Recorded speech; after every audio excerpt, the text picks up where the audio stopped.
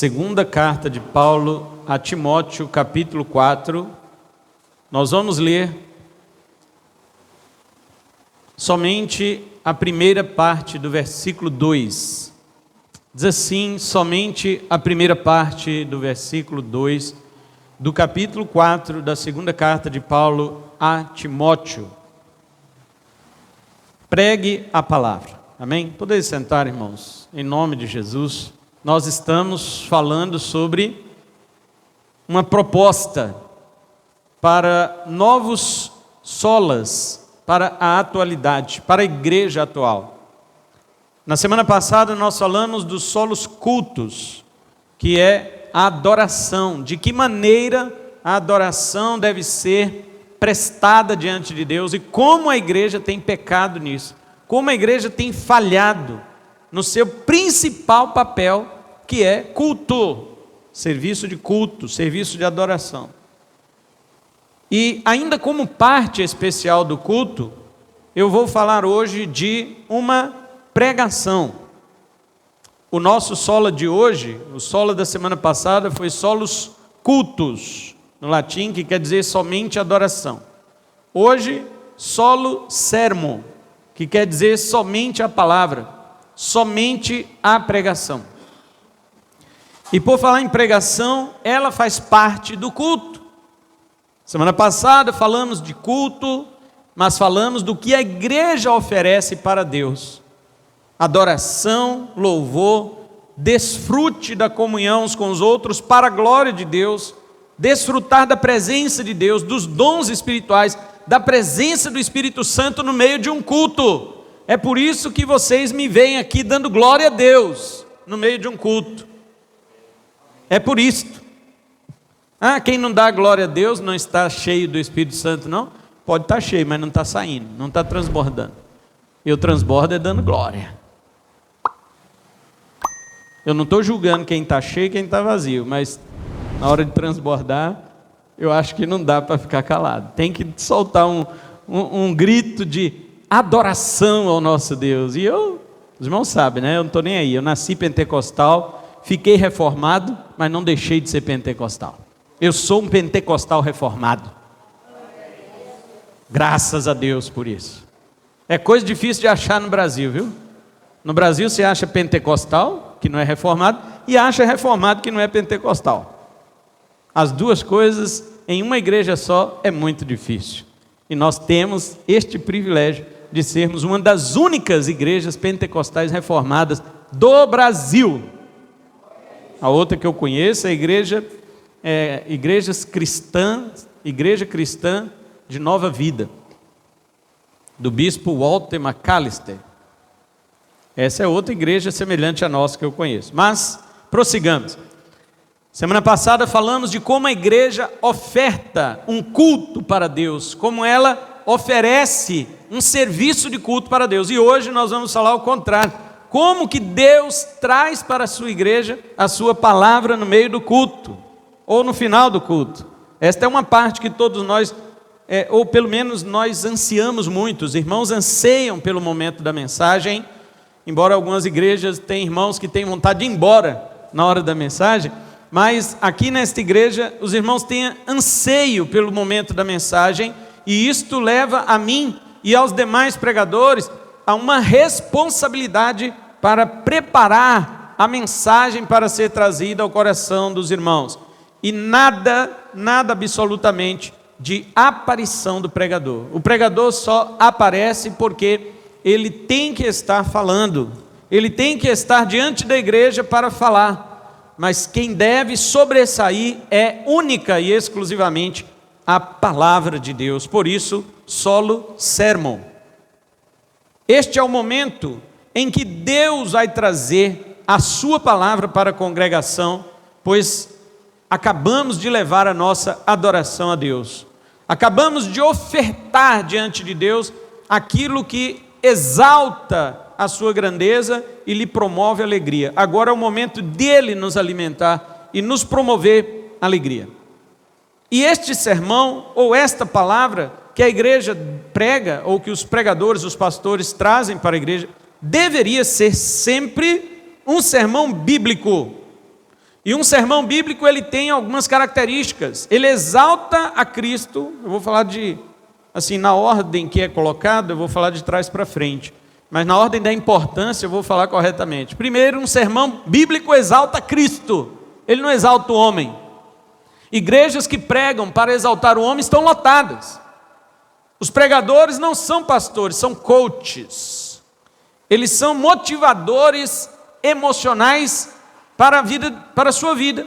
Para que você que já veio cheio de problemas durante a semana para a igreja, não é possível. Você tem que sair da igreja animado para mais uma semana. As pregações hoje são como injeções de ilusão para uma semana de tribulação. Aí as pessoas, esse eu gosto. Agora sermão Bíblia mesmo? Não, isso aí é para estudo bíblico, quando só vem 3, 4, 7 pessoas. Para a igreja cheia, tem que ser uma palavra motivadora, né? Porém, em primeiro lugar, um sermão bíblico exalta Cristo, não o homem. Em segundo lugar, ele convence o pecador. Tem pessoas que não se converteram dentro da igreja, um sermão bíblico vai convencer esta pessoa do pecado, da justiça e do juízo. Em terceiro lugar, o sermão edifica a igreja, o povo de Deus. O sermão bíblico tem a capacidade de ensinar. Durante o sermão você aprende, ele repreende, ele corrige, ele dirige, ele clareia o seu caminho, ele alimenta a sua alma, ele refreia os seus passos e ele capacita a sua vida para santificá-la diante de Deus.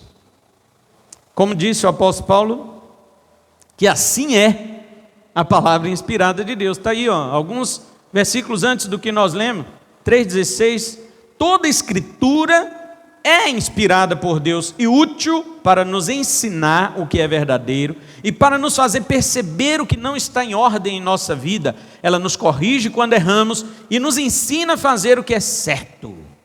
Agora, por que Deus faz isso? Verso 17, Deus a usa para preparar e capacitar seu povo para toda boa obra.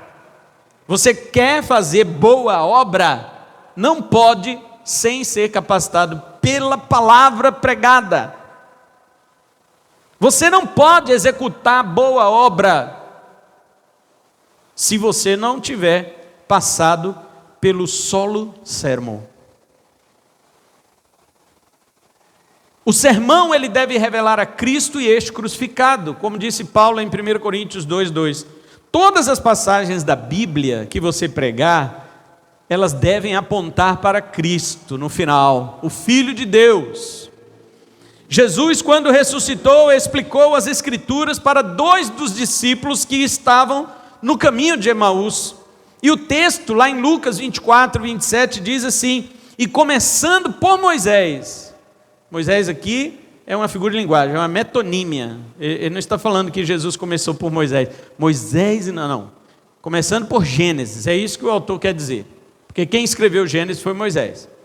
Começando por Moisés, ou seja, por Gênesis, Jesus que encontrou os 2 discípulos no caminho de Emaús. Começando por Gênesis e por todos os profetas, porque na Bíblia hebraica, Josué para frente é considerado profeta. Por todos os profetas, explicou-lhes o que constava a seu respeito em todas as Escrituras. Lucas 24:27.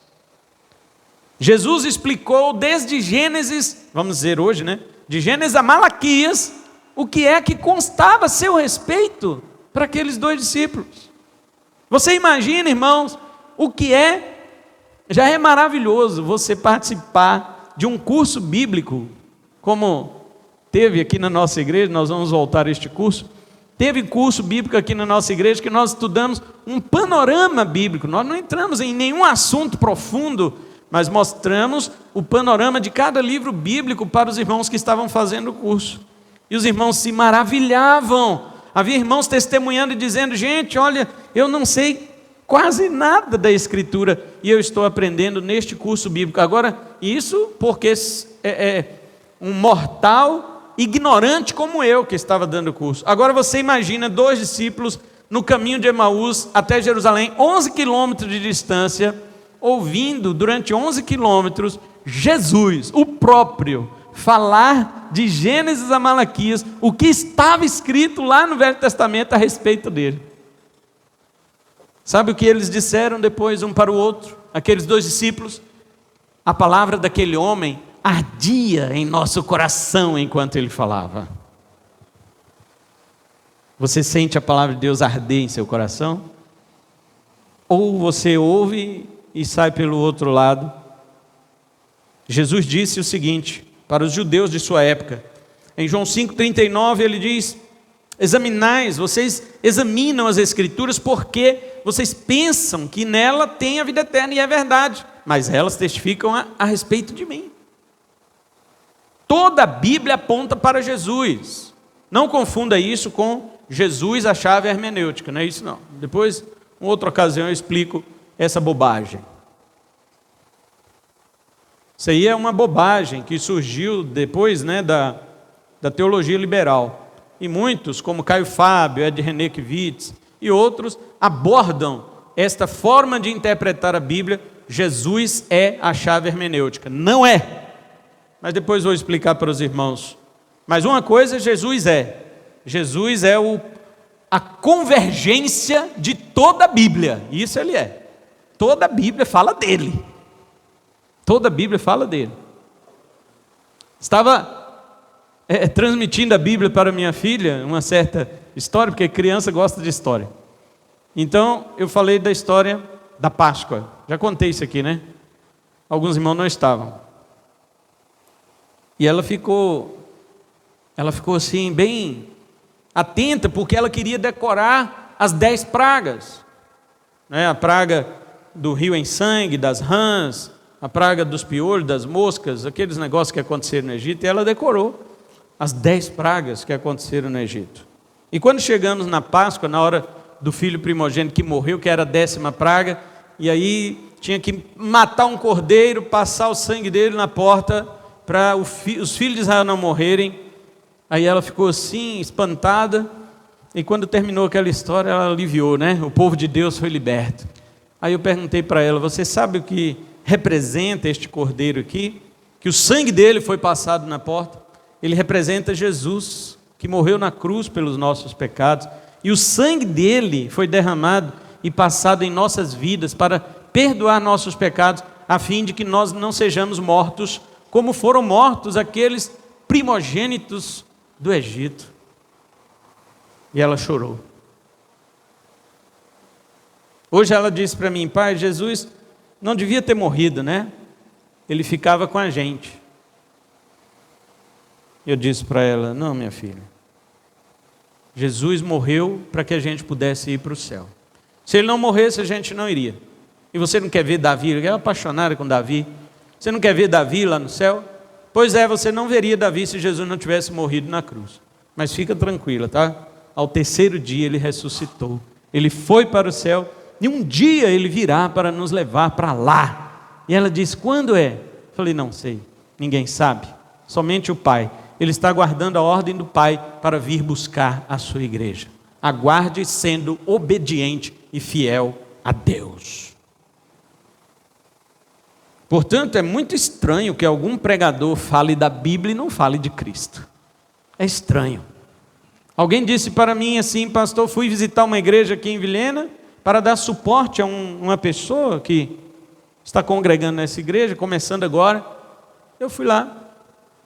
Cheguei lá, o pastor abriu a Bíblia, leu o versículo, mas não falou de Jesus. Ele falou disso, que você tem que ter uma vida correta, né? Isso é moralismo, irmãos. O moralismo religioso, o mundo também fala. Você quer alguém com um moralismo religioso melhor que testemunha de Jeová? Eles falam disso. Eles são moralistas religiosos, mas pregam heresias infernais que te condenam ao inferno caso você creia nelas. Como dizem, Jesus não é Deus. E Jesus disse em João 8:24: se vós não crerdes que eu sou o nome de Deus, morrereis nos vossos pecados. Agora, eu estou citando aqui o pior caso, né? Que é uma seita. Mas dentro das igrejas evangélicas nós não estamos presenciando isso. Os sermões não estão retratando Cristo. Os sermões estão falando do homem. Estão falando para o bem de vocês. O seu bem-estar. Em nossos dias, os sermões são completamente alienados da Bíblia Sagrada. Em alguns casos, a Bíblia fica apenas de enfeite no púlpito daquela igreja. Algum texto é lido, porque faz parte da liturgia ler um texto da Bíblia, mas isso não significa que ele seja explanado. As pessoas não explicam o texto da Bíblia. Em outros casos, o que estamos presenciando é ainda pior do que isso. É a rejeição da Bíblia completa. Pastores estão por aí dizendo que a Bíblia precisa ser atualizada e que a sua interpretação precisa ser ajustada às necessidades do nosso contexto, irmãos. Sabe o que eles querem dizer com isto? Eles querem dizer que as lentes dos problemas sociais é que precisam corrigir a nossa visão sobre a Bíblia que tivemos durante tantos séculos. Eles são audaciosos até este ponto de dizerem que a nossa visão sobre a Bíblia está incorreta, porque a Bíblia durante 2000 anos não é possível que ela tenha o mesmo significado. 2000 anos ela tem que ter um tipo de visão baseado na situação social que a sua igreja está inserida. É mole uma coisa dessa, irmãos? Ou seja, é a nossa situação social, os problemas sociais é que servem de lente para nós corrigirmos a Bíblia. É isso que eles estão dizendo. Este absurdo coloca a Bíblia como um livro subjetivo e pronto para dialogar com os pecados. Hoje em dia a sociedade não chama nada de pecado, eles chamam de problema. Já ouviu, já reparou isso? Não existe mais pecado. A sociedade não chama nada mais de pecado, chama de problemas. Tudo que é pecado eles chamam de problema. Quando eu era pequeno, problema, meu pai e minha mãe resolviam na taca. Hoje é psicólogo, psicopedagogo, porque a criança, porque não sei o que. Eu nunca tive um psicólogo melhor do que a cinta do meu pai. Meu pai, quando estava se arrumando para ir para a igreja, eu já ficava com medo. Eu não sabia se ele ia para a igreja ou me bater, né? Ia colocar o cinto, né? Quando chegava do culto, então, né? Aí ele ia tirar o cinto dele, eu ficava, meu Deus, e agora?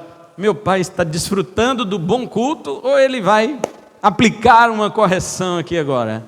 Hoje não, é psico para tudo, psicopedagogo, pediatra do psiquiatra, era um monte de coisa, porque a criança hoje é assim, colocaram todas essas coisas, todo tipo de problema, eles, né, agora resolvem com os psicólogos, com os psiquiatras, com os pedagogos, né? E todo tipo de pecado, eles chamam de problema. Ah, seu filho tem um distúrbio, não sei o que. Distúrbio não, ele tem pecado, precisa ser corrigido. Ele precisa enfrentar a disciplina da vara, porque quando ele enfrenta a disciplina da vara, aquilo que você chama de distúrbio sai da vida dele, sai. A Bíblia diz isso claramente em Provérbios. A estutícia, a esperteza, a malandragem está ligada ao coração da criança, mas a vara da correção afugentará dela. Não, você tem que levar. Não, é porque o psicólogo é que sabe. Não, quem sabe é pai e mãe. Quem sabe é pai e mãe. Agora, eu só estava fazendo um parênteses, não queria agredir as crianças, né? Os pais ficaram, não. Isso é outro assunto também, né? A verdade, irmãos, é o seguinte, é que a Bíblia não dialoga com ninguém. A Bíblia não dialoga com ninguém. Ela é o quê? A palavra de Deus. E como tal, precisa ser proclamada, como a palavra de Deus.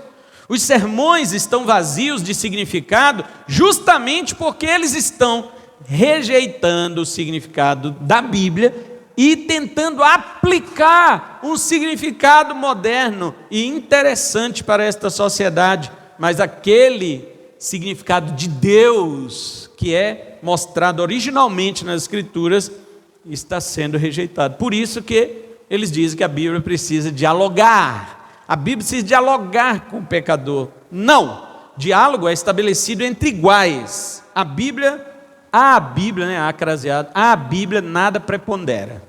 Nada. Nada supera a palavra de Deus. Então não tem que dialogar. O pecador tem que ouvir a palavra, não é a Bíblia que tem que te ouvir. É você que tem que ouvir a Bíblia. E pronto. Voltando ao assunto da criança, quando eu era criança não tinha diálogo. Meu pai e minha mãe falavam, acabou. Mas vamos dialogar. Que criança tem que dialogar? Você não sabe nada. Obedece. Se você não obedecer, vai ter uma correção, porque é na correção que você vai aprender a ser uma criança ajustada no caminho. Aí depois, quando você crescer aqui, você já estiver no caminho e não sai dele, aí você vai aprender as razões, os porquês, os motivos. Vou explicar certinho. Por enquanto, ainda que eu explicasse, você não ia entender nada. Está vendo? Os pais, não, você tem que baixar, ajoelhar, ficar do tamanhozinho da criança e falar na frente que baixa, ela tem que olhar assim para mim, eu assim para ela. Olha aqui, ó, maior que você. Justamente porque o tamanho já representa a autoridade. Irmãos, estas informações da psicologia moderna é para destruir sua casa, tá? É para destruir sua família. Mas isso aí é outra coisa. Vamos para a palavra. Solo sermon. Atualmente temos visto a maior produção de sermões de autoajuda jamais vistos, nem mesmo em palestras psicológicas. Você pede um psicólogo, um palestrante de psicologia, para fazer uma pesquisa. Quem tem mais palestra motivacional? Se são os crentes ou se são os psicólogos? Os crentes têm mais. Hoje surgiu uma rede de coaches, pastores, pregadores que se tornaram coaches, transformaram seus púlpitos em palco de piadinhas, não é? Hoje púlpito é para fazer o povo rir. Uma palavra séria, proclamada com seriedade, com gravidade, uma palavra dessa não é aceita não. Agora chega aqui e faz piadinha de casamento, de casalzinho, para você ver se não é engraçado, se não lota, daqui a pouco está cobrando para entrar, de tão engraçadinho que é. Os gabinetes pastorais foram transformados em divãs de psicólogos. Os provérbios bíblicos, lá do livro de Provérbios, são usados hoje para dicas diárias. Tem Bíblia de estudo que vem escrito lá assim, um quadrinho de estudo, em cima está dicas diárias. A Bíblia está dando dica agora, de como as pessoas devem viver, e essas dicas são o quê? São para você ter uma forma de viver social agradável, mas o foco que é Cristo. Você já viu Cristo em Provérbios? Você já leu Provérbio para começar, né? Não tem como ver Cristo, você não lê. Mas você lê Provérbio? Quando você lê Provérbio, você consegue enxergar Cristo lá? Não é isso? Meu irmão pastor Heber vai vir aqui, né? Dia 17 ele chega. Ele disse assim para mim, quando eu fazia os devocionais, ele: cara, como é que você consegue ver tanto Cristo em Provérbio? Né? Porque toda escritura tem que apontar para Ele. Toda escritura, não interessa quem. Quando a gente foi para a chácara lá, eu e minha esposa, a minha filha e a amiguinha dela, a Gabi, né? A Gabi da Neide e do Wilson, estávamos lá, as duas sentadas na rede, né? Balançando. Aí me chamaram: papai, pastor, conta uma historinha para nós. Aí a Gabi falou: quero a historinha de Esther. Contar a história de Esther todinha para elas. Mas no final tem que ter Cristo. No final tem que ter Cristo. Não é uma história. Aponta para Jesus. Aponta para o nosso Senhor. Então, hoje em dia não, perderam o foco da Bíblia, que é Cristo, e as histórias da Bíblia agora se transformam em exemplos para nós, de modo que seus personagens é que são os heróis. Nós temos que repetir as façanhas dos heróis da Bíblia, as suas batalhas. Irmãos, as batalhas de Davi são as nossas. Os pecados de Davi são os nossos. Davi enfrentou o gigante, e você? Você também tem os gigantes da sua vida. Quem não ouviu isso e ouve direto? Não, irmãos, Davi aponta para Jesus. Davi aponta para Jesus, que mesmo tendo condições de usar as armaduras, como Saul ofereceu para Davi as armaduras para combater Golias, ele falou: não quero isso, eu vou enfrentá-lo em nome do Senhor dos Exércitos. Jesus tinha todas as armaduras celestiais, sendo ele Deus, para destruir, pisotear, esmagar o diabo, mas ele foi contra o diabo, não com essas armaduras, ele foi apenas no nome do Senhor dos Exércitos. Davi aponta para Jesus. As pessoas, eu quero ser como Davi. Não, como Jesus. Então, a igreja com isso adoeceu. E o meu maior medo, sabe o que é? É que essa esmagadora maioria de jovens pensem que isso é que é a igreja. Esse é meu medo. Os novos convertidos, eu não estou falando só de jovens em idade, mas pessoas que estão mesmo velhas se convertendo nessas igrejas, irmãos, que não tem mais Cristo como centro da Bíblia, como centro de suas pregações. Eu tenho medo deles acharem que isso que é a igreja, e no dia que eles encontrarem uma igreja de verdade, eles vão estranhar, né? Já teve pastor aqui, que saiu de igreja apostólica, passou um tempo em nosso seminário e veio visitar nosso culto, falou: não fico não, é muito estranho,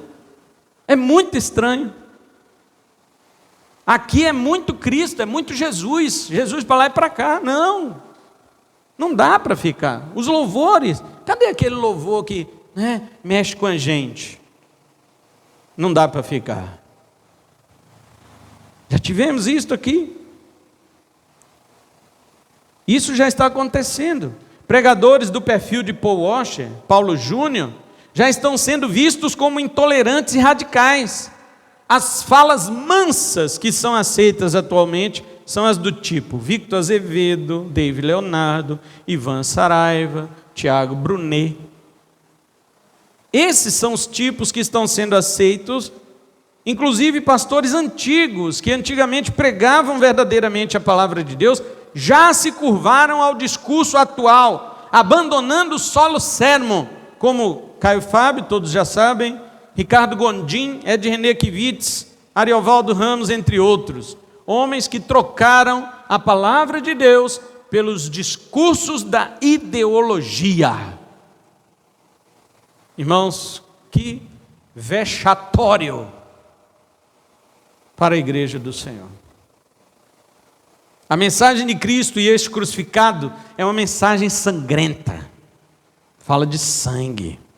E isso é insuportável aos ouvidos de hoje. O derramamento de sangue para a nossa geração é um assunto violento.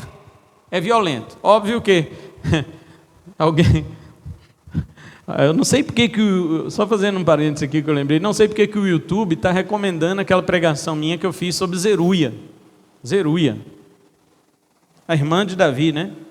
Eu preguei um dia sobre ela assim, despretensiosamente, nem tinha vídeo, era só o áudio e tem lá o desenho de Zeruia e tal, os seus filhos guerreiros.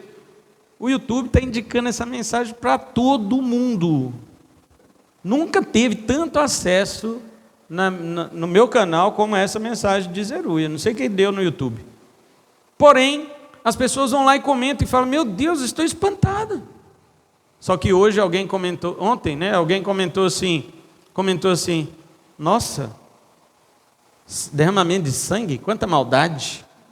Aí eu respondi embaixo, falei: maldade é se não derramasse, porque este derramamento de sangue era a pena de morte que Deus estava ordenando para Israel aplicar sobre os inimigos, não de Israel, mas inimigos de Deus. Então pecado era se não derramasse o sangue.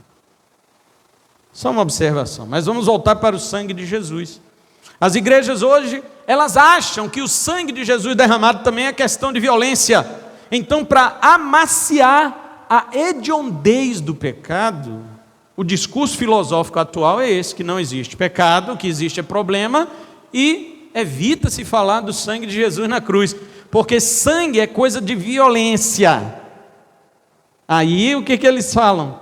deixam de falar do sangue de Jesus para não ter que falar do seu pecado. Eles falam do seu problema.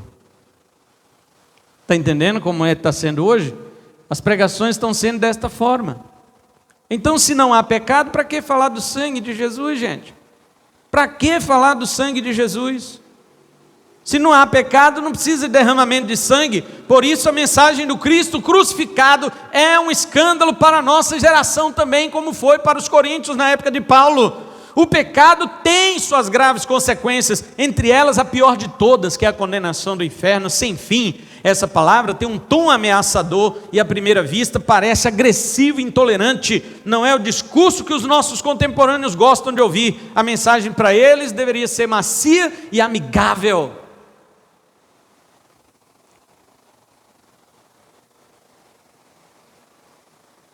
Eles estão tirando tudo isso da pregação justamente para não incomodar o pecador. Mas se não incomoda o pecador, não leva ao arrependimento. Não há nada amigável nesse mundo sem Deus, irmãos. Em toda a existência do mundo depois do pecado, a sua principal marca foi ser anti-Deus, contra Cristo e contra a sua igreja. Se você quer o aplauso do mundo, você irá pregar o discurso do politicamente correto, da conversa polida e agradável. Mas se você quer manifestar a verdadeira mensagem da Escritura, sua pregação será contra a sociedade, pois a sociedade nunca está de acordo com Deus. Não é nem porque você quer ficar contra. Esse pastor gosta de ser do contra. Eu gostaria de ser a favor. Eu gostaria. Mas é o mundo que é do contra. Então, se eu quero ficar a favor da palavra de Deus, sempre serei contra o mundo. Não é porque eu quero. O mundo que quer ser do contra. Então, antigamente, quando o pecado ainda era considerado pecado, em alguns anos atrás, a sociedade costumava pelo menos respeitar a igreja e os seus pregadores. Esses dias eu estava aqui, fazendo, aliás, este mesmo sermão aqui, aí observei que na rua ali passou um senhor de bicicleta, estava de chapéu, senhor. Quando ele passou bem devagarinho, ele olhou, viu escrito igreja, tirou o chapéu, baixou a cabeça, passou, continuou com a sua bicicletinha, um respeito que os antigos tinham. Os de hoje, no dia que teve aí, domingo passado, teve o resultado das eleições, que teve essa vitória, Depois daquele dia, estávamos conversando ali à porta da igreja, fomos embora às 10 da noite, no outro dia eu vim aqui na igreja para ajeitar as coisas, estava cortado lá, no padrão da nossa igreja, cortado os fios de energia da nossa igreja, pela comemoração de quem ganhou a política. Está vendo? Enquanto um senhor da antiguidade, nem é crente, passa em frente, vê lá, tira o chapéu e respeita. Olha a diferença.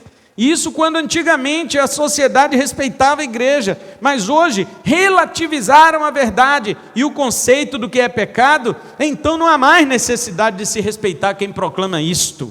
Ao contrário, eles precisam ser calados. Os pregadores que falam sobre isso precisam ser calados porque ficam martelando em assuntos que já foram redefinidos pela antropologia, pela sociologia, pela psicologia, pela filosofia, e assim eu chamo e convoco a igreja para este assunto. Solo sermo. Retornemos aos sermões bíblicos e cristocêntricos.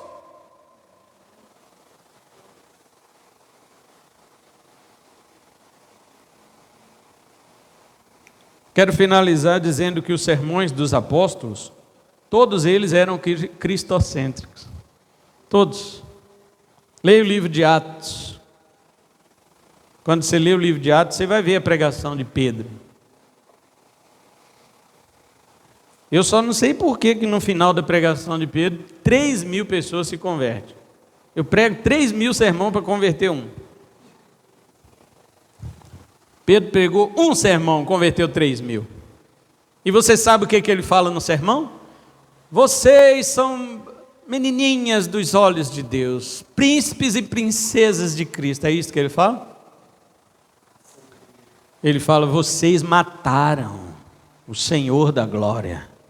Assassinos, homicidas. Vocês derramaram o sangue do justo, tá? Olha o que Pedro prega. Acusa os seus ouvintes de assassinato, mas proclama para eles, caso haja arrependimento em seus corações, o perdão da parte de Deus. E aquelas pessoas ficam apavoradas e dizem: o que faremos, varões e irmãos? E Pedro diz: arrependei-vos. Arrependei-vos, para que sejam cancelados os vossos pecados. Eles mostravam Cristo crucificado, Cristo ressurreto, o Cristo ascendido à destra do Pai. Paulo, em todas as pregações de Paulo, ele falava que Cristo foi ascendido para sentar-se à direita do Pai. Eles chamavam as pessoas a uma vida de conversão e aos crentes uma vida de santificação, para se assemelhar a Cristo. O foco central era Cristo, Cristo, Cristo o tempo todo.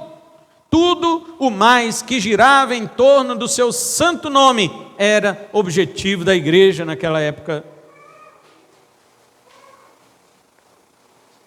O Salmo 119, verso 130 diz assim: a exposição das tuas palavras concede luz e dá entendimento aos simples. Quanta perda de oportunidade os pregadores têm tido em estar num púlpito e não explanarem a palavra de Deus. Eles estão, como diz o presbítero Marcos hoje aqui no início do culto, eles estão concedendo trevas para os ouvintes, tendo a luz em suas mãos. E os ouvintes têm aceitado. O pregador tem que ler, explicar, expor, interpretar e aplicar o texto à igreja, sempre tendo Cristo como objetivo. Todo o seu esforço de pregar será vão se Cristo não for mostrado na Escritura e na sua pregação.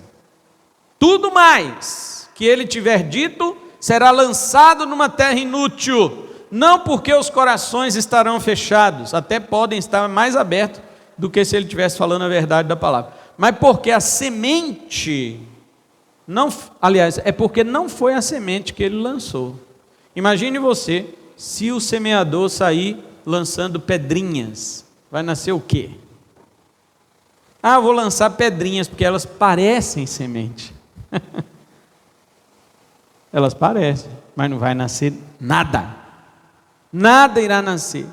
A semente da palavra de Deus é boa, e como tal ela deve ser considerada e assim cuidadosamente semeada nos corações dos homens. Amém?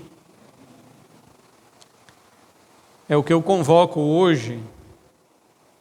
Se não posso convocar para o Brasil, porque como eu disse semana passada, não sou nenhum Lutero e nem pretendo ser, e mesmo se eu pretendesse com o orgulho idiota do meu coração, eu não conseguiria, porque as circunstâncias são diferentes, as pessoas são diferentes, eu e Lutero somos diferentes, e o propósito de Deus é diferente. Mesmo se eu fosse idiota, a ponto de querer ser como Lutero, não ia acontecer. Porém, se eu conseguir, para os pregadores desta igreja, o solo sermon, eu já fico feliz de que vocês preguem a palavra. Por isso que eu li 2 Timóteo 4:2, pregue a palavra, solo sermon, somente a palavra. Nela você expõe a pessoa do Cristo crucificado, e os homens vão espernear, porque o Cristo crucificado mostra a hediondez dos seus pecados. Você sabe o que os coaches falam sobre a morte de Jesus, irmãos? Olha, vocês vão achar que eu estou inventando, mas vocês vão saber que eu não estou, porque alguém aqui já ouviu isso dos coaches. Você sabe o que os coaches dizem sobre Jesus e a cruz? Eles dizem assim: você é tão importante para Deus que Ele mandou o Filho dele morrer na cruz por você. Olha o quanto você é importante para Deus. Mentira! A verdade bíblica é: você é tão pecador, desgraçado, miserável, lixo, que o seu pecado fez com que Jesus fosse para a cruz sofrer a ira de Deus em seu lugar, para você não ter que sofrer esta ira no inferno. Se você fosse tão importante, Jesus não tinha ido para a cruz, ele tinha ido para um trono.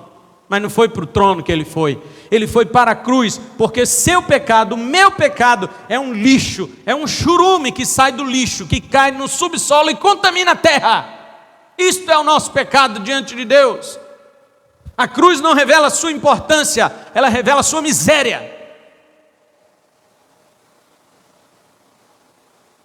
Agora que ela revela o grande amor de Deus, isso sim. Agora, não por pessoas importantes, mas por pessoas miseráveis, desgraçadas, e que sem mérito algum receberam a palavra que te chama para a salvação. E é isto que nós proclamamos com solo sermo, somente a palavra. Receba Cristo hoje mesmo.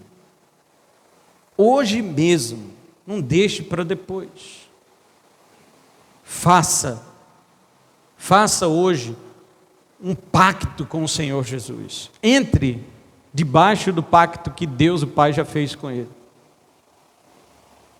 Porque esta palavra pregada transparentemente como ela é uma chance de ouro que Deus está dando para a sua vida, para você se converter, para você se arrepender dos seus pecados e vir humilhado diante de Cristo e dizer para Ele assim: nada tenho em minhas mãos, somente a tua cruz me apego. Vamos colocar em pé e vamos orar em nome de Jesus.